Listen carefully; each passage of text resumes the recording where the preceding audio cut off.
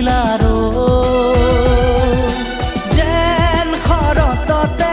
শেৱালি বুটলি আপোন পাহৰা হৈ কিনো মোহনীয়া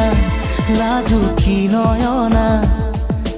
মৰম তোমাৰ যুগমীয়া